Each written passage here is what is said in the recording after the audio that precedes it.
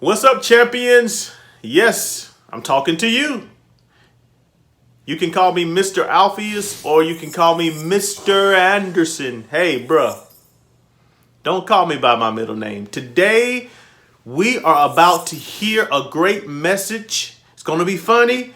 You may even cry. You are going to be challenged by Mr. Jordan. Welcome to teenchurch.online.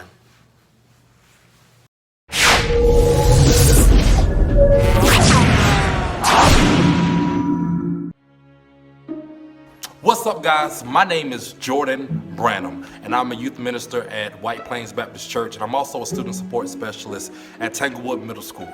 And I am so excited to be able to talk to you guys today. I want to thank Mr. Alphaeus Anderson for this opportunity to be able to pour into you guys. And so today, I just want to talk to you guys on one simple subject, and that is being unashamed. Our scripture comes from Romans 1:16, and it simply says, "For I am unashamed of the gospel of truth." Now you say, Mr. Jordan, what does it mean to be unashamed? Unashamed simply means I ain't scared.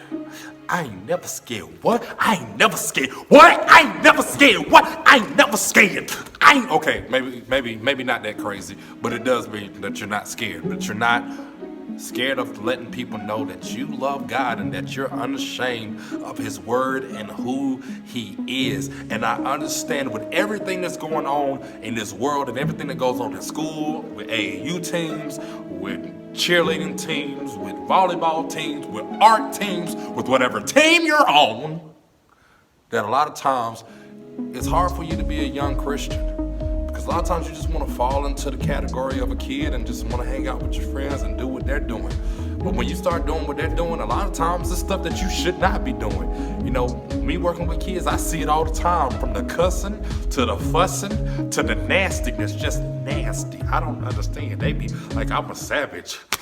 Classy, boozy, ratchet. I don't know that. I don't even know the dance. It's crazy. They be mop, don't stop. They do all these dances, don't make no sense. And it's crazy. Anyway, what I'm saying is, there's a lot of trends.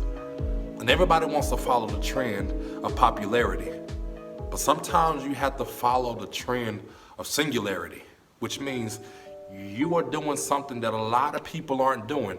And that's living for God, even when a lot of people don't understand it. And the real thing is, when you can be unashamed, the biggest thing that you're doing is you're showing love. One of the greatest fruits of the Spirit. I think I like the fruits of the Spirit because I'm a fat kid at heart and I like food and I like fruit. Anyway, but the fruit of the Spirit is love.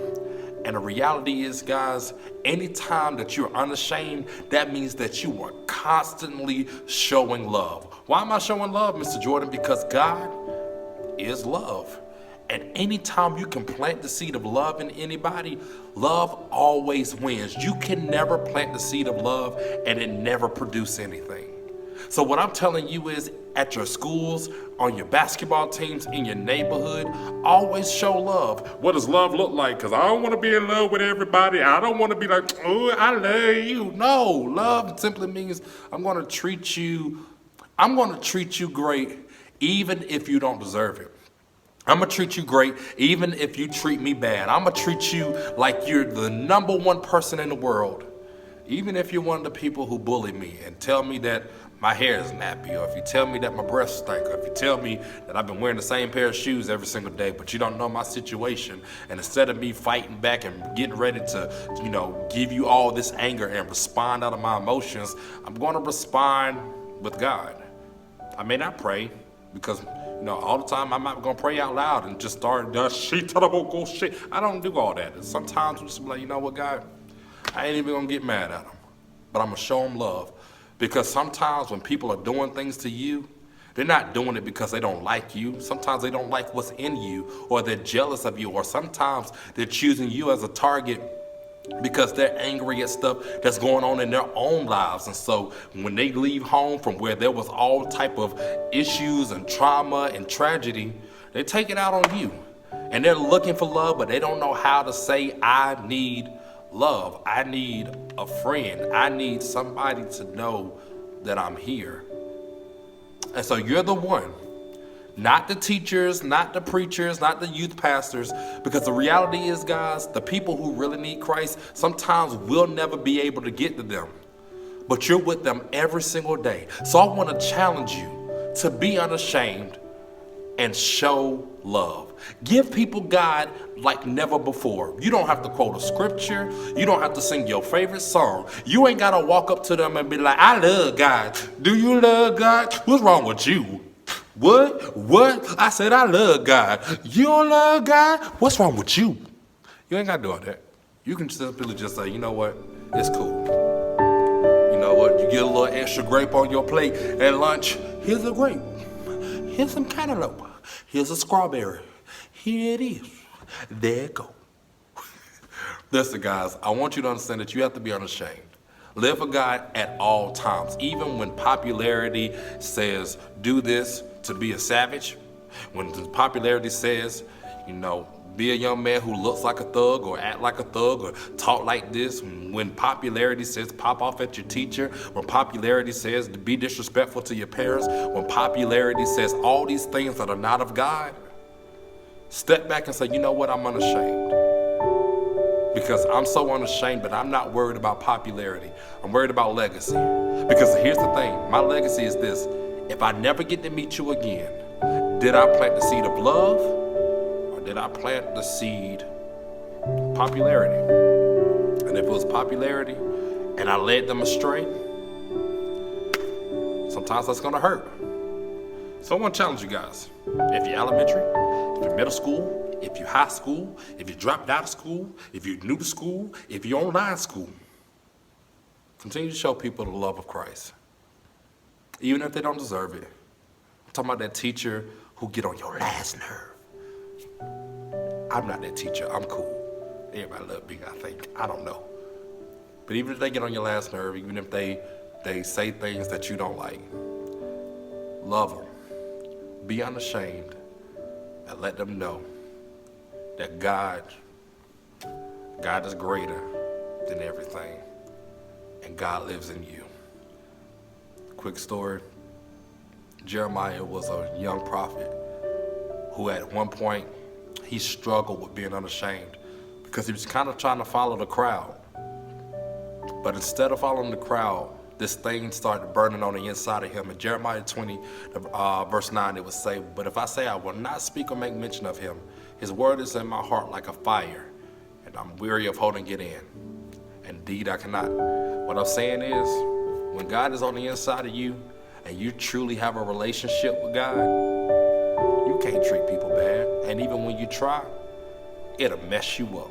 It'll be like fire. And if you ever been next to fire, it's hot. It'll be like having gas in your chest and it's on fire at the same time. You'll be on the floor like, can't get it out until you just show some love. So, you guys have a great day.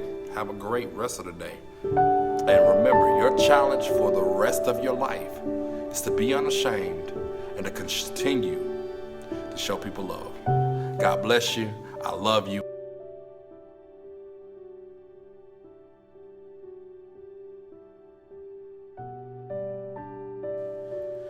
Thank you, Mr. Jordan. That was a powerful message. Awesome message. Powerful message. Awesome message. Listen, the most important part of the message is about having something on the inside of you worth sharing. All right? And I want to invite you to invite Jesus on the inside of you. If you do not know Jesus, if you say, I've heard of him, but I don't really have a relationship with Jesus, all you have to do is pray this prayer with me. It won't be long. It won't sound like any other prayer you've ever prayed. And it goes like this. Lord, repeat after me. Lord, I am a sinner. Lord, I am coming to you wanting to change. Lord, I know I need to change. Lord, forgive me. Please wash me clean. Lord, I promise to serve you for the rest of my days. Lord, I may mess up, but please help me to love you. I receive you in my heart right now. I am taking the first step. I am taking the next step. Lord, can you help me take the very next step after that? And the next step after that. In other words, Lord, I lift my hands. Come on, lift your hands if you're praying this prayer. Lord, I lift my hands and I surrender. I may feel foolish. I may look foolish. But Lord, on the inside of me, something is changing. I love you, Jesus. And I thank you for being my Lord and Savior and accepting me into your family. Amen. I told you it was going to be a different prayer and that it was going to feel different. And I know you are feeling different. You are feeling like you are changing. The Bible says, if any man be in Christ, he is a new creature. Congratulations. You have made it past the if. You are a new creature. The Bible says old things are passed away, and behold, all things are becoming new. All right? So you are becoming new. So grace yourself out. You're going to fall, but God will be there to help you. Now unto him who is able to keep you from falling. So make sure you always pray to Jesus. Remember Jesus. You'll be okay. See you next week at teenchurch.online. Don't forget to subscribe, share with your friends, invite a friend next week. Later. See ya. Bye, pure in heart teens. Later.